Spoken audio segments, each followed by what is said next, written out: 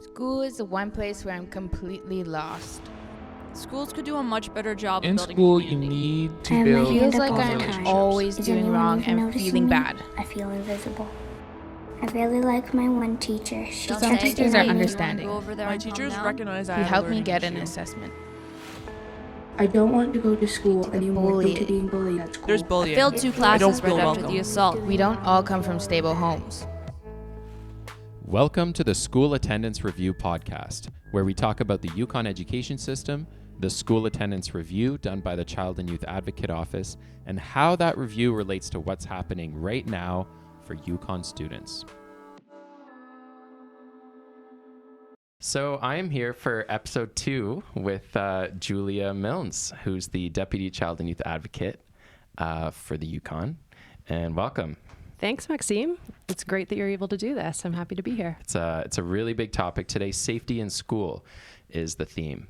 And that's one of the huge themes that was found in the school attendance review. Yeah, this theme is a heavy one to talk about. It's difficult to synthesize into a short conversation. We have been so immersed in this topic for the past 3 years.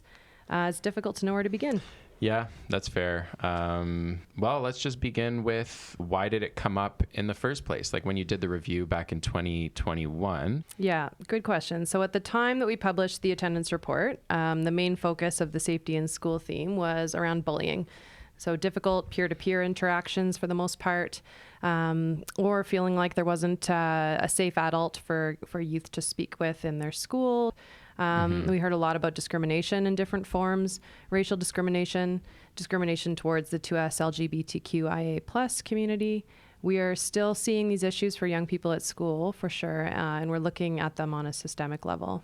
So since the review, because those themes you just mentioned, that was from the review itself. So there's been a lot going on within safety in school in the Yukon since then. Yeah, absolutely. Our work in this area, as you say, has really shifted since the report came out, following some very public scandals about harm towards students by educators. Yeah, and some of our listeners might be aware of some of those. Do you want to just kind of touch on what you're talking about, which scandals? For sure. Since then, we have completed a comprehensive systemic review on how YG responded to allegations of sexualized assault by an educator at Hidden Valley Elementary School. Our findings and recommendations from that review apply to all incidents in school where students have been harmed by educators. We've also launched a systemic review on YG's response to allegations of assault and confinement of students at Jack Holland Elementary School. Yeah, so those are kind of the two huge stories that have been in the news that people are aware of. I know your office has spoken publicly numerous times about both of those. So what has YCAO's individual advocacy work sort of looked like for those students that were impacted by those two cases? It's been extensive and it's ongoing. We have worked closely with victims and their families to ensure that these children are getting what they need following such harmful and traumatic experiences. We're advocating within multiple YG departments to ensure that services are being provided. So what kind of services are you talking about? Yeah, often it's counseling through mental wellness, support and guidance through different processes from victim services. Within the Department of Education, how is the department addressing children's needs following these incidents? What is their education program? And what do they need to be successful? We ensure that reporting's occurred, that the child's story has been shared, that their voice is heard in all of this, which is such an important part for us. Yeah, for sure. Each child and family is unique in what they need to address the harm. So their needs can change over time, and we adapt the advocacy support as we see it change. So that's the individual piece. So systemically, where are those reviews at? What are some of the big takeaways from the Jack Holland and the Hidden Valley reviews?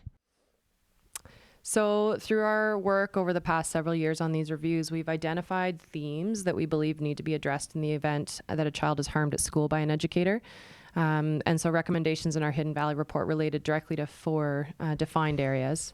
So can you chat a bit about what those 4 are? Yeah, absolutely. So the first is reporting and risk assessment. So we're asking questions about how and when incidents are reported to RCMP and or FCS. Do education staff understand their duty to report? What training is happening to make sure that's clear, what documentation is completed. Yeah. The second area is access to therapeutic support, so children have the right to recover from harm. We're looking to make sure that children and their families are connected to relevant YG departments, such as mental wellness, victim services. We're recommending that support's provided to the broader school community as well, so educators and other families impacted. Right. The third area is information for families. How is YG communicating with families? How are they sharing information? Yeah. Clear communication can really reduce further harm, and it also demonstrates accountability. And the last area is ensuring that children have access to appropriate school programs. So as I mentioned in the individual work we're doing, education programs need to meet their unique needs and support their right to access a good quality education. Yeah. So you mentioned accountability, I think in that third one about info. What does that accountability look like for the kids and the families? As Annette would say and has said publicly, accountability can look different for everyone. It's been shared widely in the news that there have been criminal investigations and civil lawsuits related to these two major issues. Some are ongoing. On our end, we commit to providing advocacy support for these children, however that looks, and we continue to ask big questions of YG. What steps are being taken to prevent things like this from happening again in the future?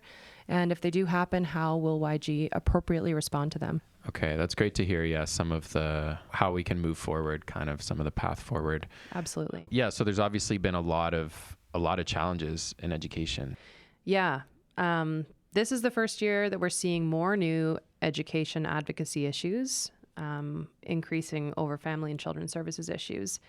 Most of these are attendance issues, followed closely by safety in school. It's important to remember that we categorize these cases by the main issue. Right. And so many of the attendance issues we're seeing are closely affiliated with safety in school and vice versa. Right. And so when that's happening, when students aren't feeling safe at school, like, do they just not go? Or what are some options? What happens? Often they don't go. We have a number of students who are out of school without a school program. And so in that situation, there's a need for the Department of Ed to find a creative solution to deliver an education program. That doesn't look like full days at school for every student. That may not be in their best interest in some cases. Yeah. Yeah. And so we do see a lot of kids affected by safety in school issues that need to change schools. And then there's that work to rebuild trust at a new school. There's a lot of struggling for these kids.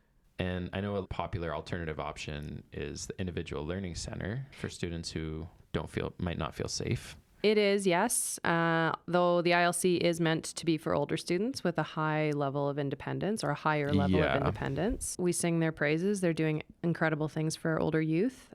We have lots of youth who have successfully transitioned to the ILC and are really getting what they need there.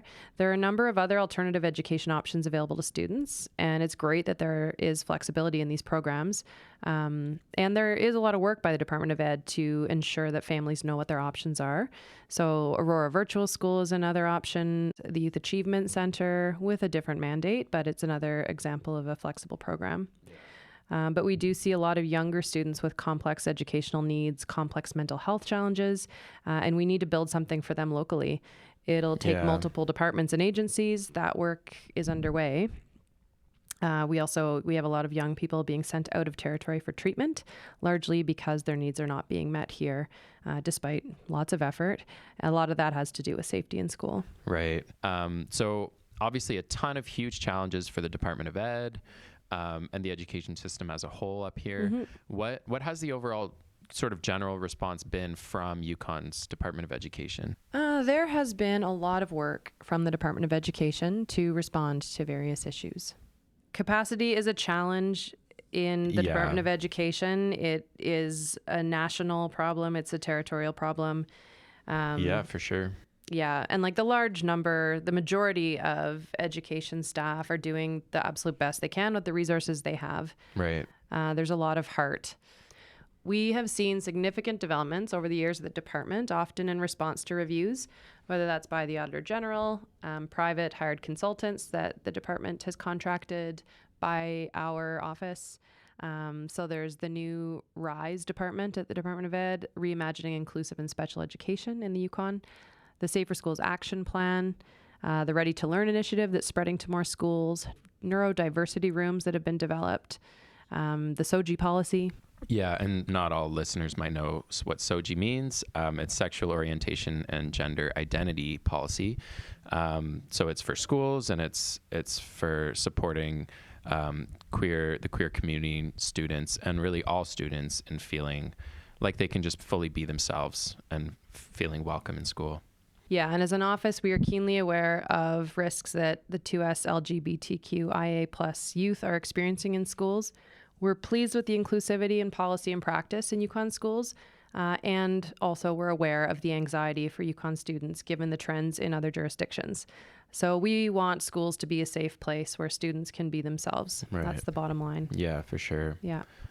Awesome. Well, yeah, it sounds like a lot of really good work is happening in response to a lot of challenges in the system. And so, what's kind of next for you and the team for the Child and Youth Advocate Office? Yeah, we will keep on advocating for these kids on an individual and systemic level. We're more effectively monitoring our systemic progress. That's been a good development on our end. We're following up with departments and their response to our recommendations. Whether our recommendations are being considered, ideally they're being implemented in a meaningful way. Our reviews are fulsome. We aim to get the view and the perspective of young people, their families, their community. Our recommendations are rooted in their experience, and we really think that matters. Well, is there kind of a last note you want to leave people with? I mean, I know we tried to cram in a huge topic into a short amount of time. Yeah, did our best. Do you have sort of any final words on safety in school? Yeah, we're really passionate here about safety in school, more now than ever. We will continue to advocate for young people and their right to feel safe at school physically and emotionally. We continue to hold safety in a balance, safety for individual students and for school communities as a whole. And we just hope that people feel comfortable to call us and let us know what's going on and trust us to help advocate wherever we can. Yeah. All right. Well, thanks so much for joining me. And once again, that's Julia Milnes from the Child and Youth Advocate Office, the Deputy Child and Youth Advocate for the Yukon. Thanks very much, Maxime. And next episode, we're going to be talking about the belonging and culture theme with YCAO's Christopher C. Looking forward to having you there.